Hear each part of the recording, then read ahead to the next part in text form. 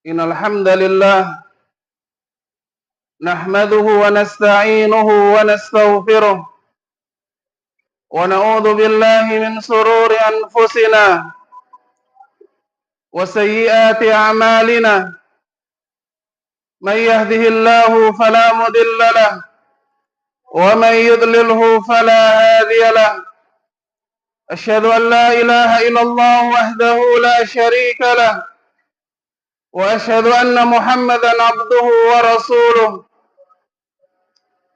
Allahumma salli ala Muhammad wa ala alihi wa ashabihi wa man tabi'ahum bi ihsanin ila yaumil qiyamah. Ya ayuhan nas ittaqu rabbakumul ladzi khalaqakum min nafsin wahidah wa khalaqa minha zawjaha wa batha minhuma rijalan katsiran wa nisaa wattaqullaha alladzi tasaaluna bihi wal arham innallaha kana 'alaykum raqiba. Ya ayyuhalladzina amanu taqullaha wa qulu qawlan sadida yuslih lakum a'malakum wa yaghfir lakum dhunubakum wa man yuti'illaha wa rasulahu faqad faza fawzan 'azima.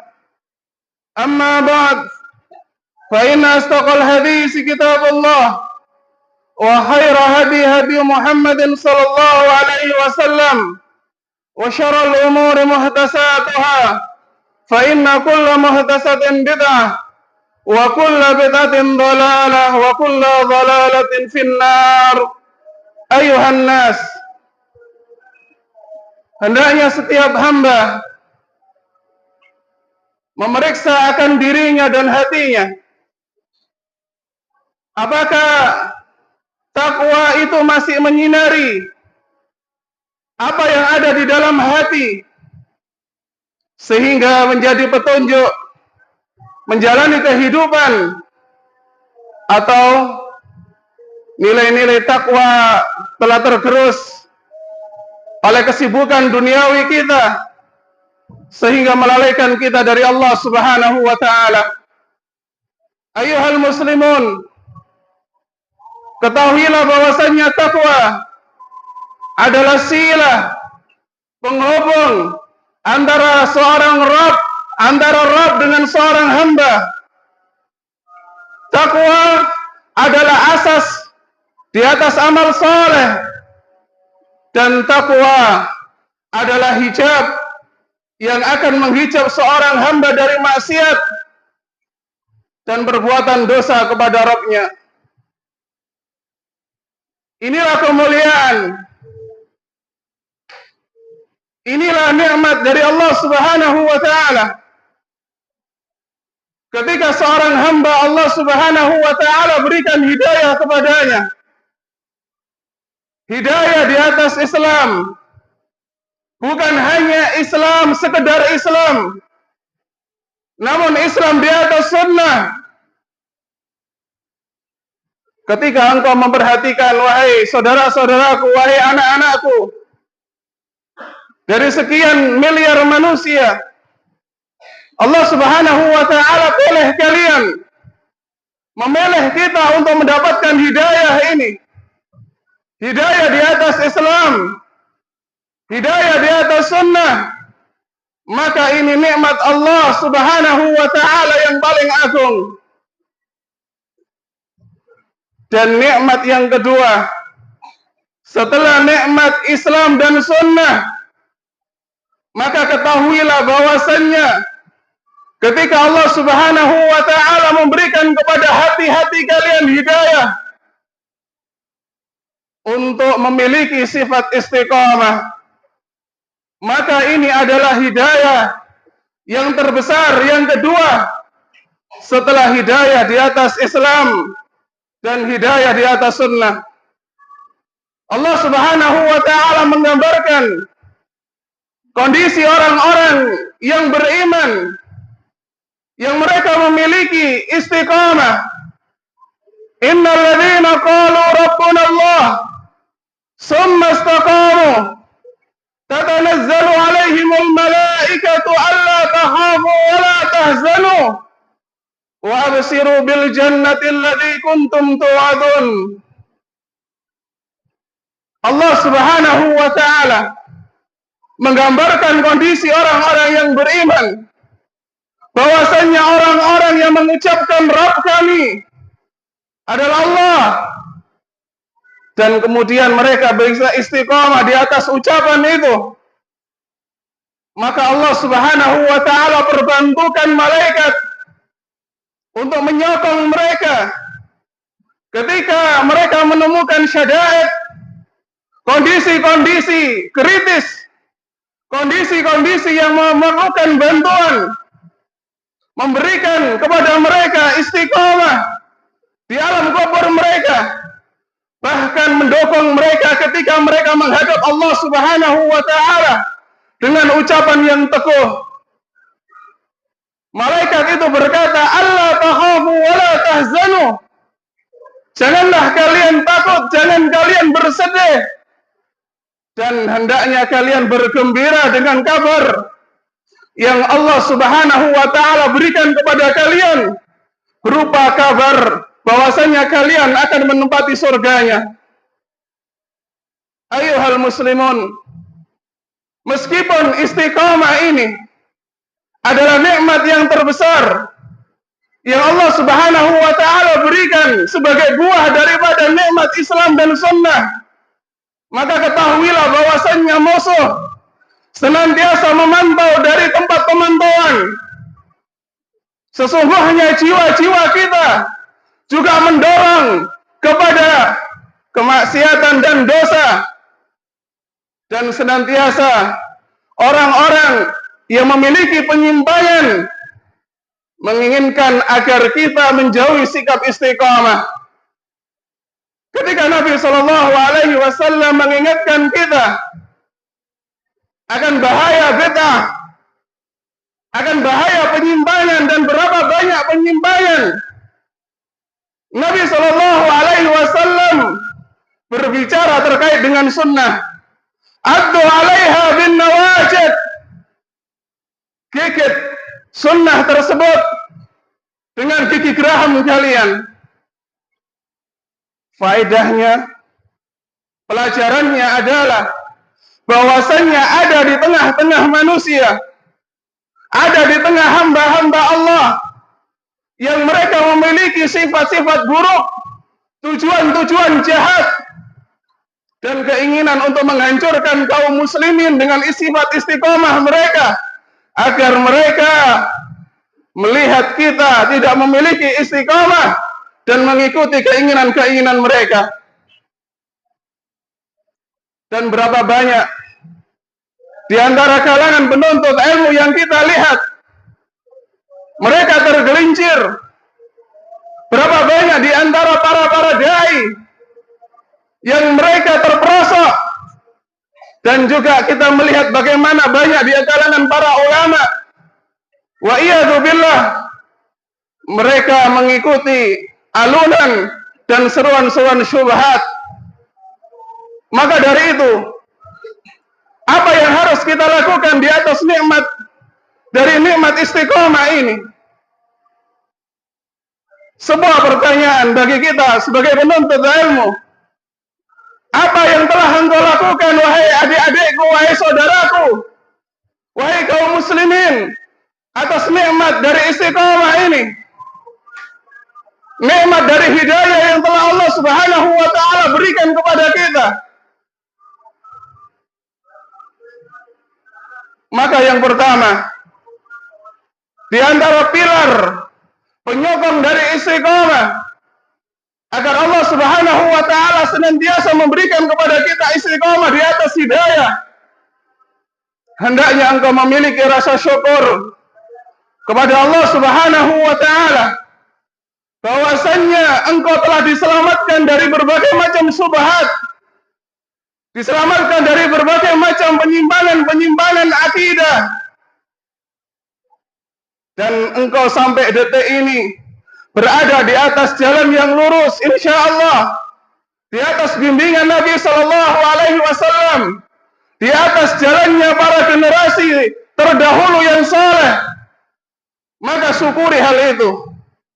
Syukuri dengan benar-benar tertancap di dalam hatimu bahwasanya benar-benar hidayah ini milik Allah. Setiap hati manusia ada di tangan Allah, dan kapanpun bisa Allah cabut hidayah tersebut. Kemudian hendaknya setiap hamba mengaitkan hatinya kepada Allah pemilik hati, bahwasanya hati-hati kita ada di tangannya, yang boleh jadi Allah Subhanahu wa Ta'ala akan memberikan lurus pada jalan tersebut dan membengkokkan hati. Allah Subhanahu wa Ta'ala setelah menyebutkan terkait dengan syubhat, dengan penyimpangan yang ada di dalam surah Ali Imran, maka Allah Subhanahu wa Ta'ala mengajarkan doa kepada kita. Rabbana la tuzigh qulubana ba'da idh hadaitana wa hab lana min ladunka rahmah innaka antal wahhab. Wahai Rabb kami, jangan engkau palingkan hati kami, yakni jangan engkau berikan syubhat pada hati kami sehingga kami memilih pembengkokan daripada jalan yang lurus. Banyak di antara kita sebagai penuntut ilmu melupakan berdoa kepada Allah. Banyak di antara kita dilalaikan oleh permainan-permainan. Berapa banyak di antara kita yang duduk di sini sebelumnya menghafal dari beberapa ayat Allah, menghafal dari hadis-hadis Nabi Sallallahu Alaihi Wasallam. Kemana hafalan itu? Kemana hadis-hadis dan ayat-ayat yang kita hafal? Bila bukan karena maksiat, banyak bermain, lalai dari mengingat Allah Subhanahu wa Ta'ala. Maka wahai anak-anakku, wahai saudara-saudaraku rahimani wa rahimahullah, sandarkan hati itu kepada Allah. Mohon senantiasa petunjuk. Dan yang ketiga, di antara pilar-pilar dari istiqomah adalah hendaknya seseorang mendekatkan diri pada ilmu, pada ahli ilmu, dan pada kelompok orang-orang yang memiliki ilmu. Sebagaimana disebutkan oleh Mu'adz bin Jabal radhiyallahu anhu, diriwayatkan oleh Hakim dalam Mustadrak, fa innama 'alal haqqi nura, sesungguhnya di atas kebenaran itu cahaya. Wahai saudaraku rahimani wa rahimahullah, pilar yang ketiga ini mengharuskan setiap kita untuk beramal secara ilmiah, beramal di atas dalil, dan menjauhi majelis-majelis syubhat, majelis-majelis penyimpangan. Dan ketahuilah bahwasannya ilmu itu memiliki tanda yang setiap hati dapat melihat, kecuali hati yang banyak digoresi oleh maksiat kepada Allah Subhanahu wa Ta'ala. Maka kaidah yang keempat, untuk kita mendapatkan hidayah, dan hidayah itu selalu tertanam di hati kita, hendaknya setiap kita menjauhi maksiat kepada Allah Subhanahu wa Ta'ala. Karena maksiat itu telah menjauhkan kita, menghijab kita dari Rabb kita, dari ilmu yang akan diberikan oleh Allah, dan dari mengenali kebenaran. Hadanallahu wa iyyakum.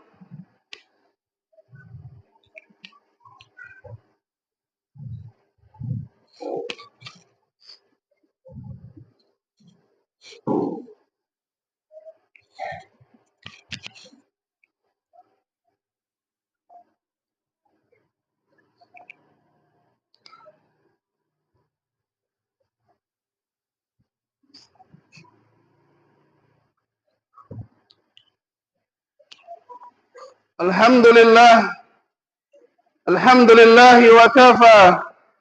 Asyhadu an la ilaha illallah wahdahu la syarika lah, wa asyhadu anna Muhammadan abduhu wa rasuluh. Allahumma salli ala Muhammad wa ala alihi wa ashabihi wa man tabi'ahum bi ihsanin ila yaumil qiyamah. Kepada adik-adikku, kepada anak-anakku, kepada para penuntut ilmu, wasiat di khutbah yang kedua ini, hendaknya kalian senantiasa semangat di dalam mencari ilmu. Mencari ilmu karena Allah Subhanahu wa ta'ala.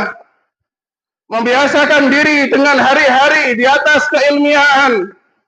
Menjauhi maksiat kepada Allah Subhanahu wa ta'ala. Mengurangi kenakalan. Dan tunjukkan bahwasannya kalian adalah para pencari ilmu syar'i, para penuntut ilmu syar'i di mana adab dikedepankan.